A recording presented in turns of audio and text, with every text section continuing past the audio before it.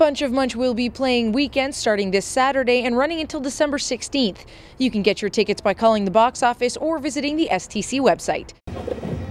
Dozens of bands lined the streets of Toronto today as part of this annual Santa Claus parade. The marching I can do, the music, not so much. Catherine Divaris, Humber News. Ontario's Ombudsman Andre Morin made a stop in Sudbury last night. He was invited to speak to City Council following his latest investigation into closed meetings earlier this year. Morin says he came to have a frank and open discussion with councillors. Well, there's no need for these cases to be done with acrimony. There should be no bump in the road. It should be very fast. It should be easy. There should be cooperation. We're in, we're out, they're cleared or they're not, in which case we make a recommendation. Then they decide whether to implement it. His report did clear councillors of violating any closed meeting rules, but he was critical of their lack of participation with the investigation. And he says that Sudbury City Council was the least cooperative body he's ever dealt with.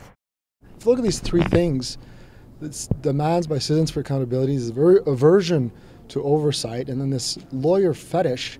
No wonder we have conflict.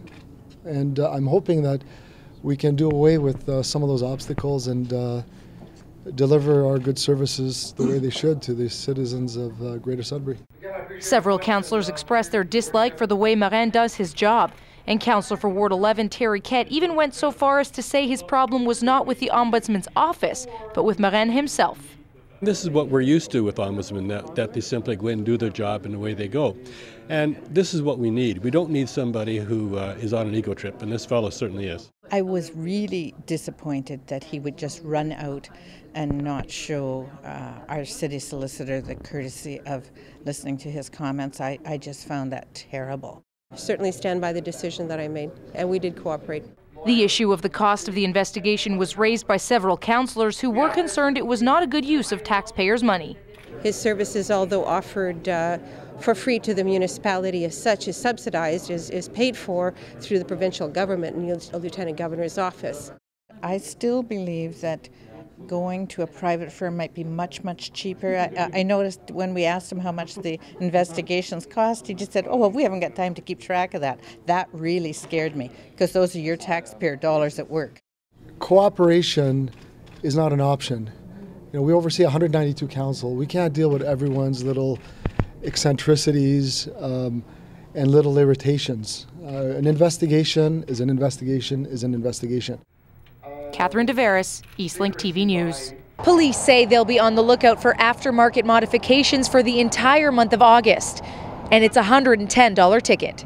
Now, the renovations on these buildings will be starting sometime in the new year, and students and faculty of Laurentian will be able to move in September of 2013, with the renovations continuing until sometime in 2015.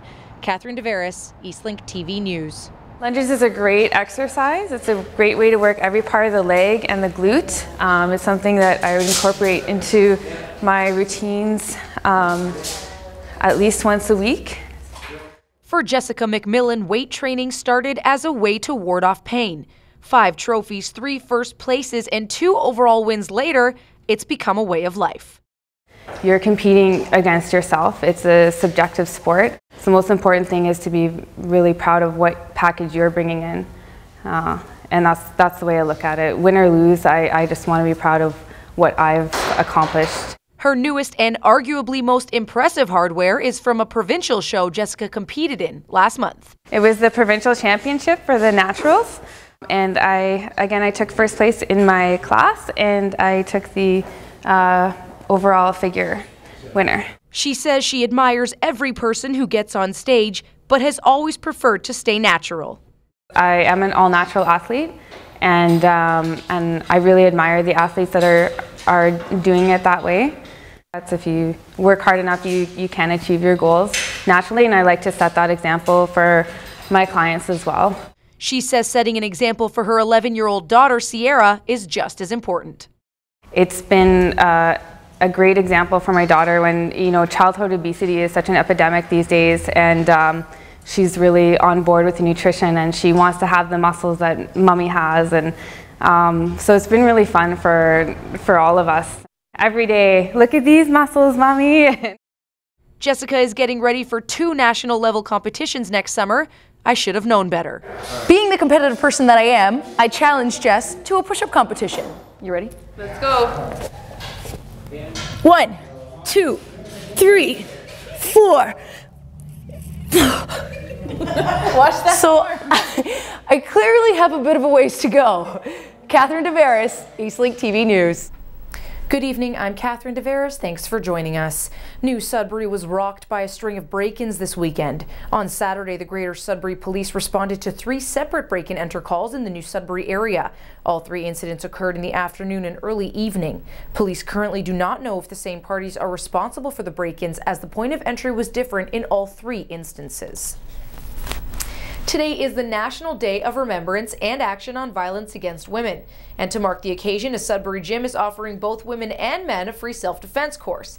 Natalia Goodwin took to the mat and got a sneak peek. We told you last week about the dedication of the ambulance station to Private Andrew Miller. Well, a group of students led by Tim Peters, a Sudbury resident, have established a Canadian Hero Fund to offer financial assistance to help families who have lost loved ones in the war. The organization raises funds through initiatives like the 11 for 11 campaign, which calls on community members to make $11 donations through the first 11 days of November. The campaign is in its 3rd year and has raised over $90,000 to date. For more information or to find out how you can donate, visit www.herofund.ca.